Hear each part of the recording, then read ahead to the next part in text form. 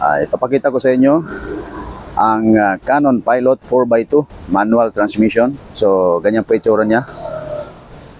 Pakita ko sa inyo kung ano po yung kanyang mga features. Yan po ang forma ng Canon Pilot 4x2 manual transmission. So ganyan po yung grills niya. Then meron din siyang daytime running light to.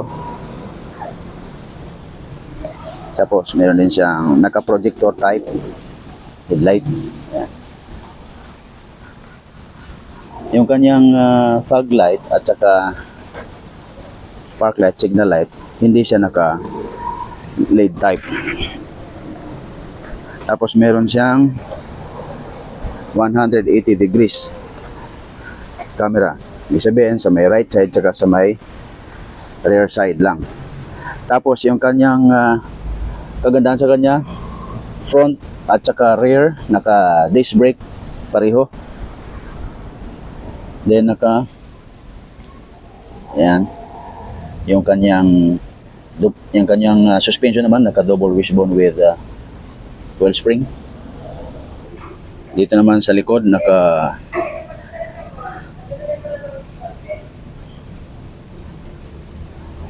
leaf spring with shock absorber.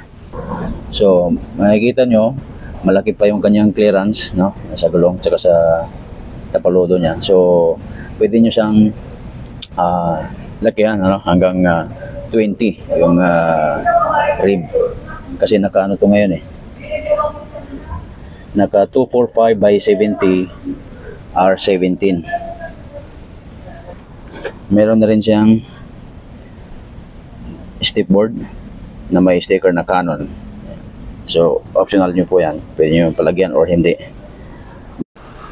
Ito naman sa likuran, naka spray on bed liner. Makikita nyo malalim siya tapos malaki. So kahit sabihin nating standard pick up size siya, pero yung kanyang bed space naman sa likod pang mid size. Pero meron siyang fiber plastic bed liner, depende sa promo na makukuha nyo. Meron siya, pwede nyo rin siya palagyan ng roller cover, automatic or manual or trifold, pwede rin siya, depende sa gusto nyo. Pero yun ay may additional po yun. Then makikita nyo sa taas wala siyang roof rail, walang roof rail, wala. Dito naman sa driver side, nakita nyo lahat siya naka automatic at saka power window.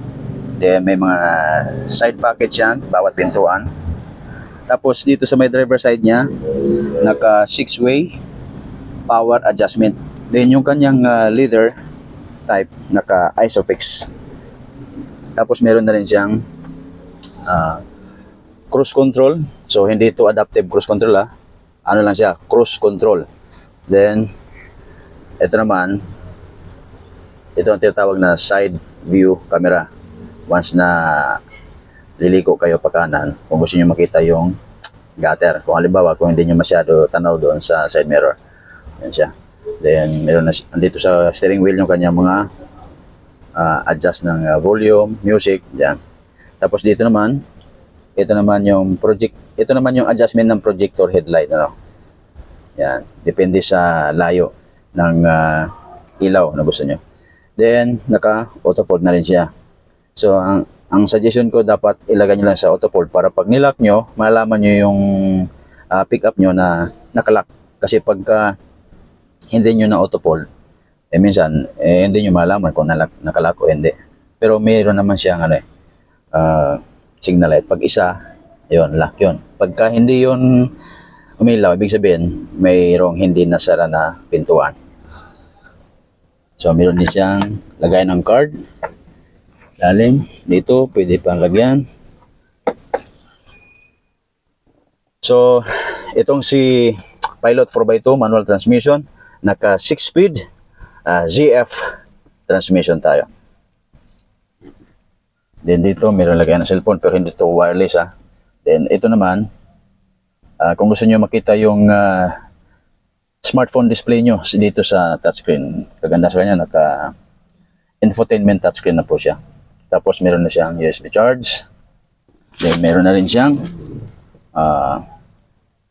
hill descent control. Meron siyang anti-differential sleep. Pero automatic nag-activate po yan. Ang gagandaan po niyan, pagka malakas yung ulan, mabilis kang magpatakbo, hindi ka magkaroon ng madulas na, hindi dudulas yung gulong mo. Then, meron siyang dalawang cup holder. Then, meron din siyang console box sa gitna. Malalim. Tapos yan. Then, sa passenger side, sa may front, meron siyang yan, GB box o front console box tawag, basta box, lagayan ng mga documents. Tapos naka dual airbag na rin to.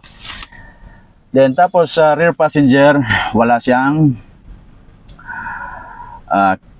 tinatawag na armrest sa gitna, at saka cup holder wala. Pero kagandahan sa kanya, bawat gilid may hawakan. Hindi sa driver side lang wala. Siyempre hindi naman kailangan ng driver dyan. So dito sa rear passenger, wala siyang wala siyang rear aircon vent. Pero meron siyang lagayan ulit na pera, kung ano man, card. Yan. Tapos meron din siyang pwede niyong lagyan dito ng baril or kung ano man dokumento. Yan, o pera. Tapos sa upuan nito, hilain nyo lang yung tali na to para magano siya, magtutupi siya. Tapos ito naman, yung sandalan niya, so natitiklop din siya, no? Ganyan din siya. Hilain nyo lang tong tali na yan. So meron din siyang ceiling lamp doon sa rear passenger. So hindi lang sa front, kundi meron din dito sa may rear. Pagka gusto magbasa ng comics o anong gusto nyo basahin. So si Canon Pilot 4x2 manual transmission ay naka 2.0 liters engine with 161 horsepower and 400 Nm max torque. Sa ganitong klaseng pickup, makukuha mo lang yan sa SRP na 1,048,000. Meron ka ng mga ganong features. Plus, ang kanyang warranty ay meron siyang bumper to bumper, 7 years or 200,000 kilometers, whichever comes first. At saka yung kanyang powertrain warranty, ibig sabihin engine, differential, transmission, ay meron siyang 10 years or 1 million kilometers, whichever comes first. Galain mo, no? May ganun kang klaseng pickup. So, Canon Pilot by JWM. So, sa mga gustong mag-avail, meron tayong promo ngayon. Maaari po kayong pumunta sa may SM South Mall, located upper ground floors, malapit sa may sa H&M or H&M store, malapit. So, huwag niyong problemahin yung pag-process ng approval nyo kung hindi kayo inisikaso ng ahente nyo. Pero dito sa JWM Malabang, pag pumunta kayo sa SM South Mall, kami bahala sa approval nyo. Maganda kung dala nyo na requirements nyo. So, hanggang November 18 po tayo doon. So, kita-kits po tayo. Thank you. JWM, go with more.